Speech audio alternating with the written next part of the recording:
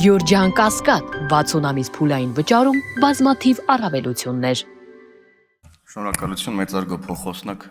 հարգելի գործընկերներ, սիրելի քաղաքացիներ։ Պարոն Դանիելյան, թույլ տվեք կասկածի տակ դնել ձեր անկեղծությունը։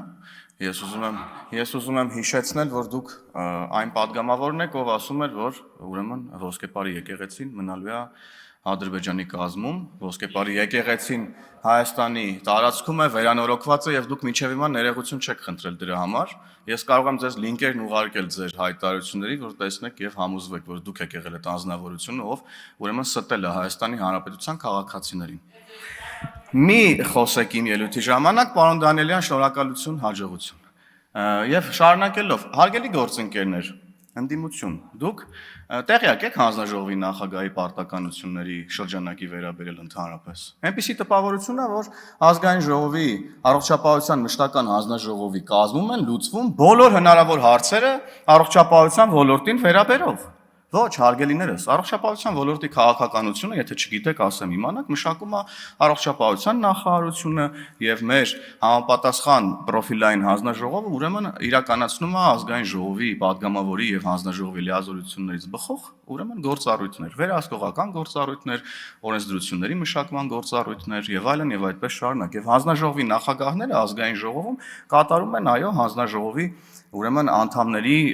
բնականon աշխատանքն են ապահովում, կազմակերպում են հանձնաժողովի աշխատանքներ եւ այլն եւ այդպես շարունակ։ Ինչը ես վստահ եմ, որ Տիկին Հունանյանը լավագույնս կիրականացնի։ Եվ ձեր փորձերը, այսպես ասած, ընկալում ստեղծել, որ առողջապահության մշտական հանձնաժողովում են ամփոփված Հայաստանի Հանրապետության եւ տարածաշրջանային առողջապահական բոլոր հարցերը ամենևին էլ ուրեմն ճիշտ չի եւ մարդկանց մոտ ես դες վստահեցնում եմ, որ այդ ընկալումները չեն էլ ձևավորվում։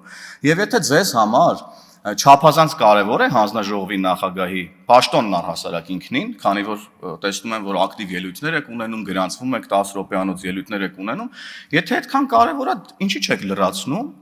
դոնթի բանաձևով ձեզ տրված հանձնաժողովի նախագահների, փոխնախագահների, ազգային ժողովի փոխնախագահի պաշտոնները, ինչի՞ չեք ներկայացնում տեխնացուներ։ Եթե կարևոր է, ներկայացրեք։ Եթե կարևոր չի, ինչ եք եկել այդտեղ խոսում ընդհանրապես։ Ինչ եք եկել, դուք խոսում հանձնաժողովի նախագահի պաշտոնից։ Ձեզ համար կարևոր չեն այդ պաշտոնները։ Սահմանադրական դատարանն անգամ իր կարծիքում ֆիքսել է, որ հանձնաժողովի նախագահի պաշտոններում, փոխնախագահի հանձնաժողովի եւ նաեւ ազգային ժողովի փոխոսնակի պաշտոններում առաջադրումները ոչ թե ձեր իրավունքն է, այլ պարտականությունն է։ Ինչի՞ չեք առաջադրում։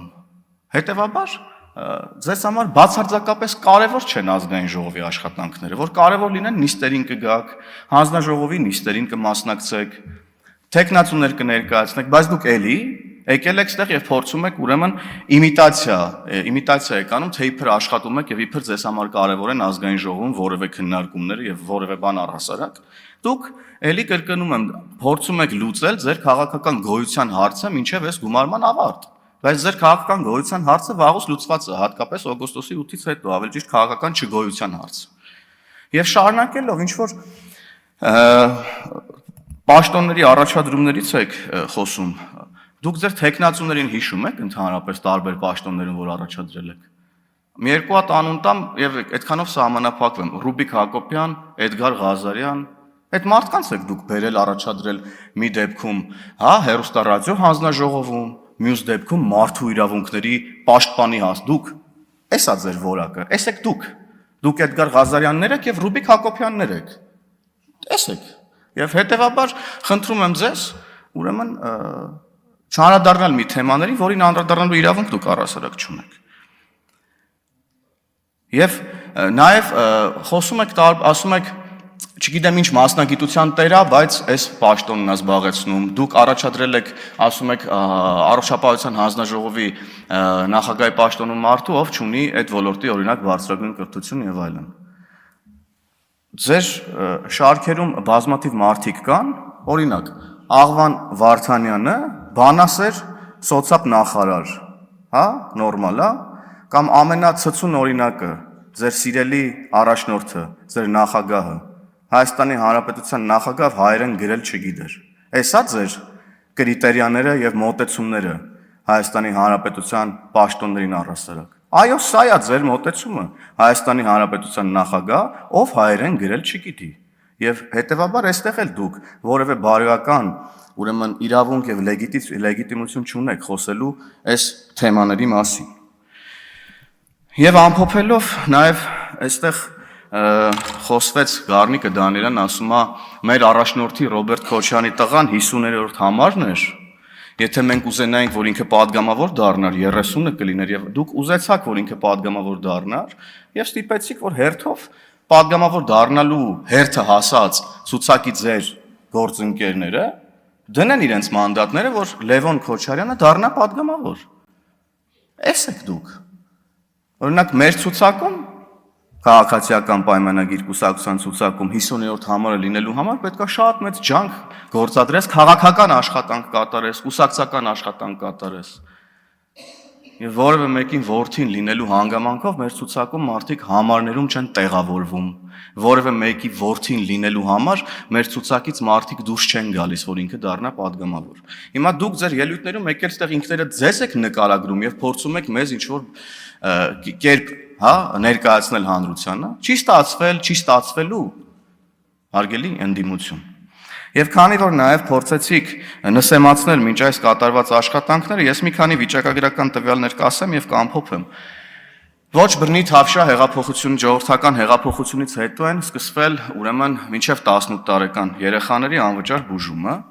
եւ միայն 2024 թվականին 87638 երեխա բուժում է ստացել։ Անպտուղ զույգերի օժանդակ տեխնոլոգիաներով վերարտադրողական ծառայությունները եւս ոչ բռնի Թավշյա ժողովրդական հեղափոխությունից հետո են այս ծրագրերն իրականացվել եւ արդեն 2748 դիմող կա։ Դուք հասկանում եք, չէ՞, այս ծրագրերի կարևորությունը։ Սրտի անհետաձգելի վիրահատությունների ուրեմն համար 2424 մարդ է արդեն ստացել բուժօգնություն։ Սա այն մասին է, որ քիչ առաջ էստեղ եւ ձեր գործընկեր Գառնիկը Դանիելյան եւ այլ գործընկերներ ասում են, որ մարդիկ այսօր մինչեւ վարկ չվերցնեն, փող չգտնեն, ուրեմն հույս չեն ունենալու, որ բուժում են ստանալու։ Մենք հենց այս տրամաբանությունն ենք փոխել այս մեր ծրագրերով, որովհետեւ օրինակ ես ունեցել եմ դառը պատմություն 2015-16 թվականներին, երբ որ հարազատ մարդուն չէին բուժօգնություն չէին տրամադրում, մինչև փողը չհասներ հիվանդանոց։ Դուք երևի այդ թվերի մասին եք ինչ-որ բաներ ասում, վստահաբար ոչ 2018 թվականից հետո։ Սոցիալապես անապահով եւ հատուկ խմբերում ընդգրկված բժշկական ծառայություններից օգտվողների թիվը եւս ավելացել է։ Բյուջեն կազմել է 26 միլիարդ դրամ։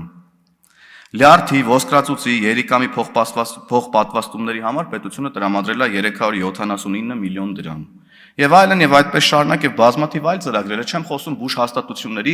կապիտալ վերանորոգումների մասին, զրոյից բուժ հաստատությունների կառուցման մասին, պոլիկլինիկաների, ուրեմն վերակառուցման, վերանորոգման մասին, միջին օղակի աշխատավարձերի բարձրացման մասին,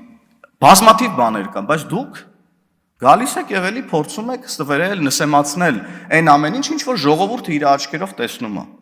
իր աչքերով տեսնում է։ Եվ ամփոփելով Տիկին Հունանյան, ես ձեզ հաջողություն եմ մաղթում։ Ես կարծում եմ դուք լավագույնս կիրականացնեք հանձնաժողովի նախագահից բխող ձեր պարտավորությունները եւ ընդդիմությանը եւս մեկ անգամ կոչ եմ անում։ Եթե ձեզ համար կարեւոր են հանձնաժողովի նախագահների